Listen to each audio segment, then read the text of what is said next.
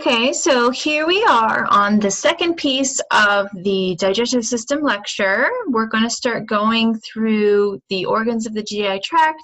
I'm going to do the oral cavity, the esophagus, and the stomach in this piece, and then I'll do a separate piece for the small intestine and the large intestine, and then I'll do some the pancreas and the liver after that. Okay, so let's start with the oral cavity, which is just a fancy way to say your mouth. That's really what it is. And in that oral cavity, it is bound by the lips, also called the labia. Then we have the teeth around there. There's your tongue. You guys all know what the mouth is. Now, the mouth has a mucosa, and the mucosa is going to be stratified squamous epithelium. And some of you actually saw this when we did the when we looked at our cells under the microscope in the very first lab, the cell lab there, and you scraped it off and you saw your little squamous cells there. So that makes up the mucosa. And let's look at the teeth. For the teeth, you have deciduous teeth, which are also known as baby teeth, and you only have 20 of them to start. There's my daughter, by the way, the very first tooth lost. So you have the incisors. So the incisors are going to be the ones that are in green. And then the canines. So the incisors and the canines are for biting. Those are your front teeth, so for chomping on things. And then you have premolars and molars in the back, and those will be for grinding. Okay, so notice that the deciduous or the baby teeth you don't have any premolars. So you have fewer baby teeth because you have fewer molars and you don't have any premolars, whereas the 32 permanent teeth, you have 2 premolars and you have 3 molars instead of 2. Okay, so that third molar, by the way, is the wisdom tooth. So if you've ever heard the word wisdom teeth, often they don't come in until about puberty age, and sometimes not at all, and often they're going to be pulled. So for me, for example, I had my wisdom teeth pulled when I was in high school, right? So often we don't even have that last layer. So even though a 32 set is, sort of the full set, most of us don't even have those 32 teeth. Okay, so let's look at some of the structures. By the way, the difference visually between the premolars and the molars, beyond just the placement in the mouth, is that premolars only have 1 root and the molars will have 2 roots. Okay, so this right here, this would be a molar because it has 2 roots like this. The incisors, the canines, and the premolars would only have 1 root. And the root is referring to the area of the tooth that is below the gum line. By the way, another word for gums is gingiva. I think that's what's on your lab list. So gingiva, that just means gums. So above the gum line would be the crown. So here's the crown, there's the root down there. And the crown is going to be covered by a really, really tough, very hard outer surface that's called enamel. And then underneath the enamel, which is the very, very tough outer surface, you have a softer material, which is called dentine, and dentine is very close to bone. So often it's called a bone-like material. So dentine is under there. And then in the middle there, that's the pulp, and the pulp is going to be made up of very soft tissues, and that's where you'll have all of your blood vessels and your nerves. So remember, you do have a nerve supply. That's why sometimes your teeth can hurt. Sometimes, some of us really know about that, especially if you have problems with your enamel, if you have cavities. Okay, so that's the pulp in the middle. And then the pulp kind of runs down through the roots, and that's how you get your blood supply in and out and your nerve supply to the teeth. Let's talk a little bit about cavities. Now, for cavities, remember the function of that enamel. The enamel is very, very hard. So the function of that enamel is to protect the rest of the tooth. But if you have cavities, which means you have an infection, especially if you've got lots of sugar on your teeth, that infection can start eating away at that enamel. And usually what happens is you have a small little cavity, and then once it reaches into the dentine, which is the lower layer beneath the enamel, because the dentine is softer, that's when the cavity progression like really speeds up. And then once you get down towards the pulp, that's when it gets very, very painful, because remember, that's where you have all of your nerves, and that pulp is very soft. So once the cavity reaches that pulp, you can actually have a very, very quick deterioration of the tooth. It can also get into the roots. It can even travel past the roots, and it can get into the bone tissue. It can spread to the rest of the body. So the bacterial infection can really, once it gets down into that pulp, it really gets quite bad, and that's when you can get the root canals, what they call that. And if you have an abscess tooth, that means that it's made it down into the roots, and you've really just destroyed the entire pulp cavity inside those roots. So the moral of the story, I think, is try to catch it earlier before it gets too bad, because once it gets down into the middle, it just really accelerates. It can get really out of hand quickly. So go visit your dentist. Okay, let's talk about salivary glands. You have 3 glands that secrete saliva into your mouth. Collectively, they're called salivary glands. You have one on your cheek. So if you look for the masseter muscle, which is that bulbous muscle, so when you bite down and it bulges out, that's the masseter muscle. Just posterior to the masseter muscle, kind of right next to your ear, you're going to have a softer tissue that is the parotid gland. And I can tell that this is a gland and this is a muscle based on the texture. So for example, in lab, if you're looking for the parotid gland, look for the masseter muscle. The masseter muscle will be organized into fascicles. Remember, it has that striped appearance. That's what all muscles look like. Whereas glands have this fluffy texture. So anytime you see a fluffy texture like that, that's a gland. So here is the parotid gland. There's the masseter muscle right next to it. The parotid gland would be the biggest of the salivary glands, nice and easy to find. Then you have 2 others, and the other 2 are named based on where they're found. So you have the submandibular gland. Sub means underneath, and so this would be underneath your mandible, kind of where you're at the edge of your jaw. And then sublinguals. Lingual means tongue, so like linguistics, tongue. So sublingual is going to be underneath your tongue, and it has these little ducts that carry it into it. Oh, I forgot the parotid duct. So here is the parotid gland, the tube that runs from the parotid gland into your mouth. That would be the parotid duct. That's how the saliva that's produced by the parotid gland gets into your mouth.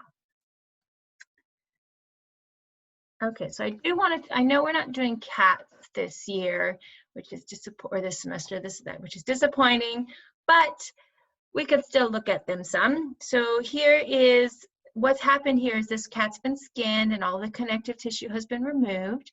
Here would be the masseter muscle. See, it has that striped appearance because the muscle fibers are organized into fascicles. Where you see how this has much more like I think of it like sort of like a vacuum packed cloud. It's got that fluffy texturing here. There's their parotid gland there. The tube that runs from the parotid gland into the corner of the mouth, that's the parotid duct right there. And then see these here, those are lymph nodes, I know, because they have a smoother texture. And then underneath that, this one here also has that kind of fluffy texture. This is another gland. This would be the submandibular gland right there. And the sublingual gland would be deep to that, and you can't see it really well in the cat. So we would have skipped that anyways if you saw that. Anyways, that's what all that looks like. So that's kind of neat. Okay, so from the oral cavity, where do we go next? What organ would we go into? Next, we go to the esophagus. The esophagus is a muscular tube that's going to take the food from your mouth and deposit it into the stomach. Now notice that the esophagus here, it's just a tube. So there's not going to be any digestion occurring in the esophagus, and there's no absorption occurring in the esophagus. So because there's no digestion and no absorption, the structure of the esophagus is going to be different from the structure of other parts of the GI tract, and that makes it so that it has a different epithelial lining.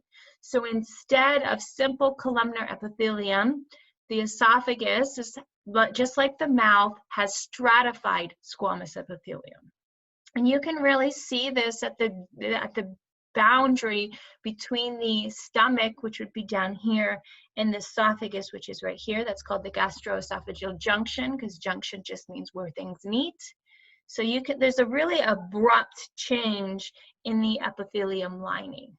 Okay, so you go from stratified, remember stratified means lots of layers, squamous is flat, so lots of layers of flat cells, to simple columnar epithelium underneath that. So this would be the stomach, and this would be the esophagus. And it really reflects the difference in function for those different organs. So remember when we talked about tissue types, we talked about the difference in function between stratified epithelium and simple epithelium. Stratified means lots of layers, and so the general function of stratified squamous epithelium is going to be for protection. So remember we talked about if you swallow a chip before you chew it properly, even those sharp edges of the chip, they're going to scrape away at some of those epithelial cells, but you've got lots and lots of layers, and so that you're still well protected. So because you don't need to secrete anything into the esophagus, you don't need to absorb anything, instead you just want to move things around, and so the biggest thing is to protect it, right? So the function of the esophagus is to move food along, and therefore it's going to have a different function of the epithelial tissue, which is just for protection. So I want you to know the general function of the epithelium and how that relates to the general function of the esophagus, whereas the function of any simple epithelium is for moving things through it, right? Because one layer makes it easier to move through.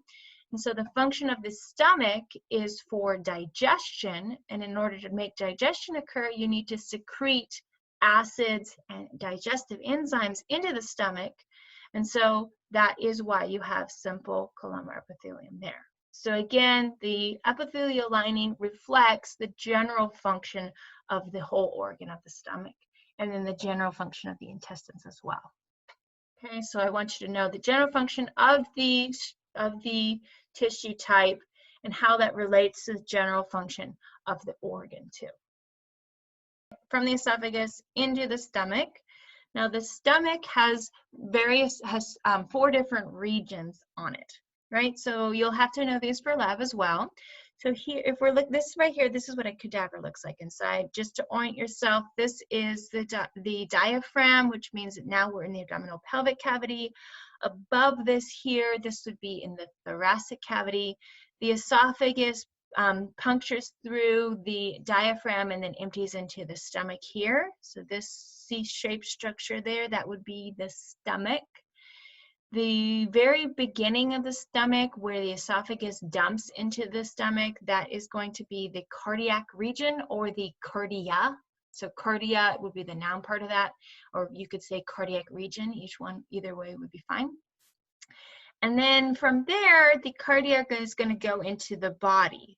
Okay, so the body is the middle region. That's where most of the stomach, so all of this stuff here is the body. But this part right here that expands upward off of the body, so everything below the level where the esophagus goes into it, that expanded pouch above where the esophagus connects to the stomach, that's going to be called the fundus. And you'll see that word again when we get to the reproductive system. The fundus just means the expanded part of the organ. Okay, so there's the fundus there. All of the rest of it, so most of what the stomach is, that is just called the body. And then at the very, very end, we have the pylorus. And pylorus means gatekeeper because this is what's going to help control the movement of the food into the small intestine. Okay, so we have the cardia, the fundus, the body, and the pylorus. Now, the stomach also has two sides. We have the lesser curvature here, and then the greater curvature there. Okay, so lesser curvature, and then the greater curvature. So it makes like the C shape here. This side, the smaller C, is going to be the lesser curvature, and the bigger C is going to be the greater curvature. And the greater curvature has a membrane that comes off of it. Do you remember what the name of that membrane is? The greater curvature has the greater omentum. So this soft structure here, this would be the greater omentum. In this picture, the greater omentum has been cut back, so all you have is a little piece of it. But this soft structure coming off of the greater curvature, that would be the greater omentum. Now, usually in real life, the greater omentum would cover the rest of the intestines. Okay, the stomach also has some valves. Remember, the function of all valves that we saw in the cardiovascular system is to make sure that movement goes in only one single direction. So you'll have a valve between the esophagus and the stomach, and the valve is in the shape of a circular muscle. So remember, we talked about fascicle orientation, where you have a muscle oriented into a circle. So it's very similar to that, but this will be smooth muscle. So you have that layer, and that's called the sphincter. So this could be the sphincter. This is also known as the gastroesophageal sphincter that you may have seen on your lab. I think your lab sheet calls it the gastroesophageal sphincter. Okay, so either one, it's the same one. It's just between the esophagus and the cardia of the stomach here. And then you also have one between the stomach and the small intestine, and that's going to be called the pyloric sphincter, because what region is it in? The pylorus. Okay, so between the pylorus and the duodenum of the small intestine, so the first part of the small intestine, that's called the pyloric sphincter. Okay, let's also talk about the inside of the stomach. So the inside of the stomach is folded into these rather large folds, and the function of those folds is so that as the stomach gets filled with food, that's one of the functions of the stomach, just to hold food. As it gets filled with food, those folds are going to flatten out. Okay, so the name of those folds is called rugae, and the function of the rugae is to allow for expansion, so that if you look at a cat that had an empty stomach when it died, you're going to see really large distinctive folds, so large distinctive rugae. Sorry.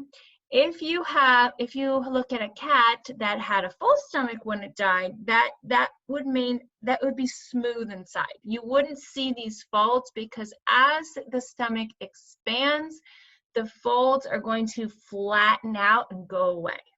Okay, so it just allows for extra space to expand the stomach.